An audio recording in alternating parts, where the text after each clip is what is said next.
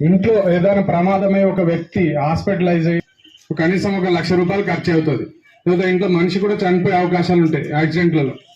అప్పుడు మీరు ఏం కోరుకుంటారు? ఆ కుటుంబానికి ఒక బాధ్యత గల వ్యక్తి చనిపోతే, మీరు మీ కుటుంబ సభ్యుల్లోంచి ఒకరిని కోల్పోతే మీరు ఏం కోరుకుంటారు? ఒక ప్రమాదంలో చనిపోతే ఏం కోరుకుంటారు? వాళ్ళ ద్వారా ఇన్సూరెన్స్ రావాలా, డబ్బులు రావాలా, పిల్లలకి వాళ్ళకి ఏదైనా యూజ్ కావాలని కోరుకుంటారా లేదా? కోరుకుంటారా? అట్లా ప్రతి ఒక్కరికి మనము ఏదైనా సమస్య వస్తే మనం కోరుకుంటున్నాం. మరి అదే ఈ విధంగా మేము చెప్పడంలో తప్పుంది. అయితే ఎవరికి ఇన్సూరెన్స్ లేదు. ఇక్కడ కొంతమందికి లైసెన్స్ ఉంది. ఇన్సూరెన్స్ ఎప్పుడు వస్తే తెలుసా? మీకు కరెక్ట్ గా డాక్యుమెంట్స్ ఉంటేనే మీ ఇన్సూరెన్స్ అనేది క్లెయిమ్ అవుతుంది. కాబట్టి చాలా ఇంపార్టెంట్ అంశము. ఒక కుటుంబాన్ని మనం నిలబెట్టాలంటే చాలా కష్టం. ఒక పనిచేసే వ్యక్తి ఇంటిని ఎంతో కష్టపడి ఆయన పొద్దున బయలుదేరి వెళ్తాడు, ఏదో ఒక రకంగా కష్టపడి సంపాదించుకొని తీసుకొస్తాడు. తీసుకొచ్చిన తర్వాత ఆ కుటుంబం నడుస్తుంటది. అలాంటి వ్యక్తికి ఏమైనా జరిగితే ఎవరు బాధ్యత? యాక్సిడెంట్ లో చనిపోతున్నారు చాలా మందిని చూస్తున్నాం కాబట్టి చెప్తున్నాం. కాబట్టి అలాంటి వాటికి అయినప్పుడు మరి జాగ్రత్తగా ఉండాలంటే ఇన్సూరెన్స్ చాలా పెద్ద పెద్ద కంట్రీస్ సంబంధించింది. ఇప్పుడు అమెరికా ఉంది మనకు. అమెరికాలో దాదాపు 99% ఇన్సూరెన్స్ ఉంటుంది. లైఫ్ ఇన్సూరెన్స్ ఉంటుంది, వెహికల్ ఇన్సూరెన్స్ ఉంటుంది. కానీ మన దగ్గర 9% ఉంటుంది. అంటే అంత తక్కువ ఉంది మన దగ్గర. కాబట్టి ఇన్సూరెన్స్ అనేది కంపల్సరీ. మీరు ఇన్సూరెన్స్ చేస్తే మీరు కొద్దిగా కడతారు, అది ఎక్కువ అమౌంట్ వస్తుంది. కాబట్టి మనం భరించుకోలేనిది అది వస్తుంది. మెడికల్ ఇన్సూరెన్స్ కూడా ఉంటుంది. కాబట్టి ఇవన్నిటి మీద కాన్సన్ట్రేట్ చేయండి. మీకు ఒక ఉదాహరణ చెప్తాను. మీరు అనుకుంటారు ఏంటంటే అంత డబ్బు మేము ఎలా కట్టుకుంటా వస్తాము అనుకుంటారు. కానీ అది మీకు 5 లక్షలు 10 లక్షలు బిల్ అయినప్పుడు అదే ఇన్సూరెన్స్ తీరుస్తుంది అన్నప్పుడు ఎలా ఉంటుంది చూడండి. మీరు ఇంట్లో నుంచి దాసి కట్టగలుగుతారా? ఏదైనా సమస్య వచ్చినప్పుడు అది మనం ఇంట్లో దాచుకొని మెడికల్ బిల్లు కట్టడానికి మనకు స్తోమత ఉంటుందా? ఎవరి దగ్గర ఉండదు. ఉద్యోగం చేసే మాకు దాంట్లో కూడా ఉండదు. కాకపోతే మా దాంట్లోనే ఆరోగ్య భద్రత అని మాకు కూడా మా శాలరీలోంచి తీసి పక్కన పెట్టి దాంట్లోంచి మాకు ఇస్తూ ఉంటారు ఏదైనా ఇబ్బంది అయినప్పుడు. మరి మీలాంటి అందరికీ ఎలా? ఇది కంపల్సరీ. మీ వెహికల్ కూడా డ్యామేజ్ అవుతుంటది.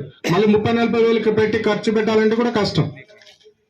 దాని మీద ఇన్సూరెన్స్ మీద అలా ఉంటుంది కాబట్టి అది కూడా చూసుకోండి.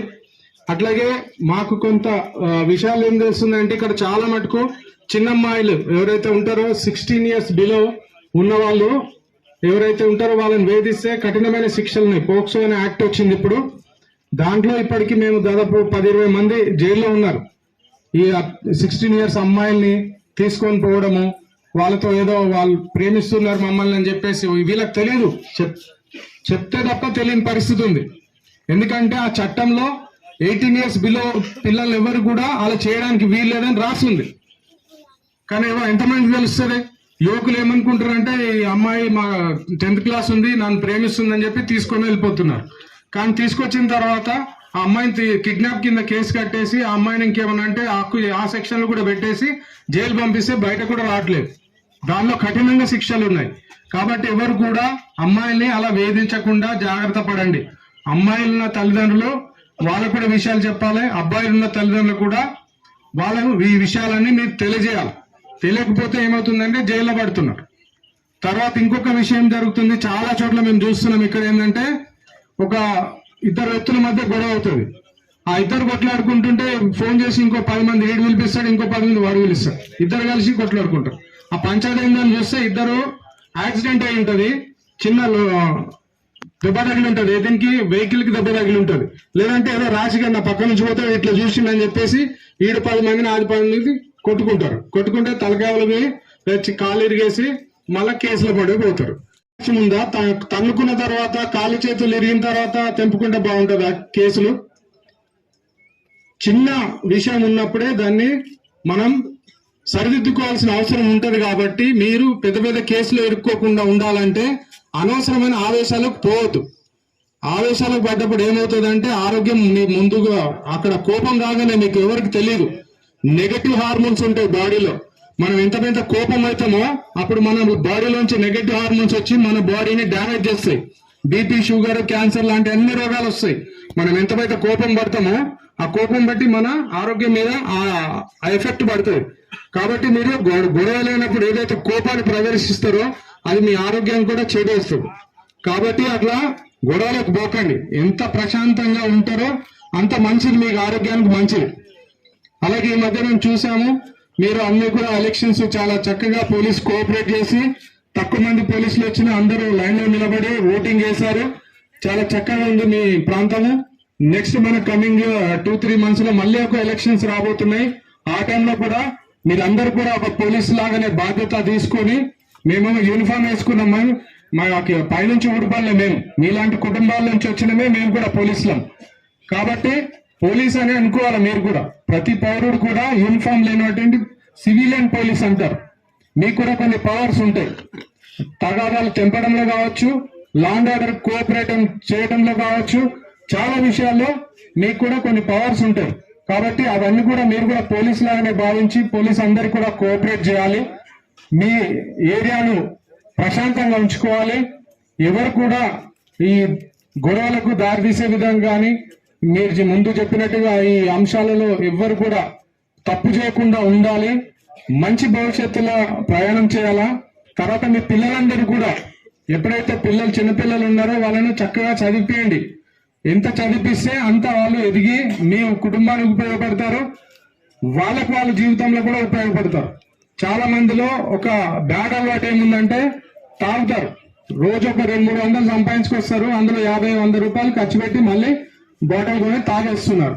దానివల్ల ఆయన ఆరోగ్యం చేటు, ఇంట్లోకి వస్తే వాళ్ళ ఇంట్లో గొడవలు అవుతాయి. చాలా మంది ఆళ్ళల్లో కానీ ఇంకా పెద్దేములు బషీరాబాద్ లో చాలా మంది యువత ఇలాంటికి అలవాటు పడి కొన్ని రోజులకు డబ్బులు దొరకపోతే ఉరేసుకొని మందాయి చనిపోతున్నారు.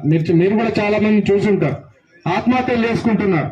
ఏంటంటే చెడు అలవాటు ఒకటి తాగుడుకు బానిస అయిపోయి అలాంటి చేసుకున్న సందర్భాలు కూడా జరుగుతూ ఉన్నాయి. కాబట్టి అలాగ చేయకండి. మంచి చాలా స్ట్రాంగ్ గా అవుతుంది. హ్యూమన్ రిసోర్సెస్ అంటే మన జనాభా పెద్దగా ఉంది. ఈ పెద్ద జనాభాలో యూత్ ఎక్కువగా ఉంది. యూత్ ఎక్కువగా ఉంది అంటే ఏంటంటే వర్క్ ఫోర్స్ అంటారు వాళ్ళు. అంటే పని చేసే మనుషులంతా మనమే.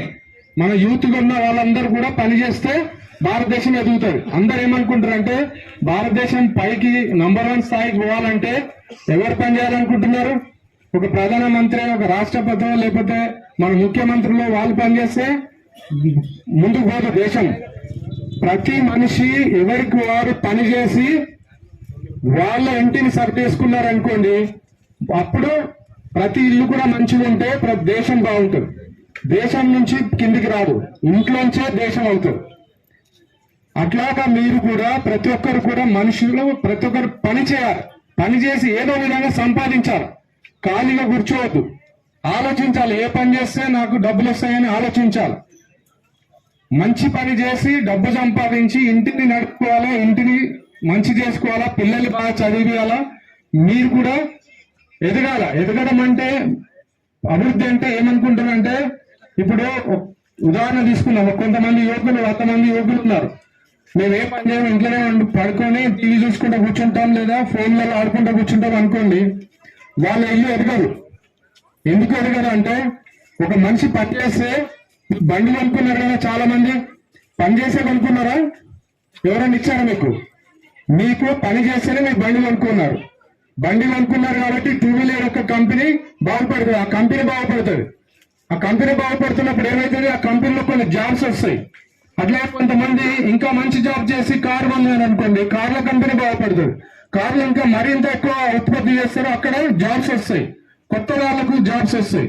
అట్లా కొంతమంది వేరే వేరే పనులు చేసి ఇంకా ఇల్లు కట్టుకుంటారు. ఇల్లు కట్టుకుంటే ఎవరికి లాభం అవుతుంది?